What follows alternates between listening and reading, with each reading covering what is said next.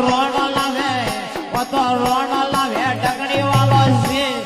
મીરામાં એક બાજતા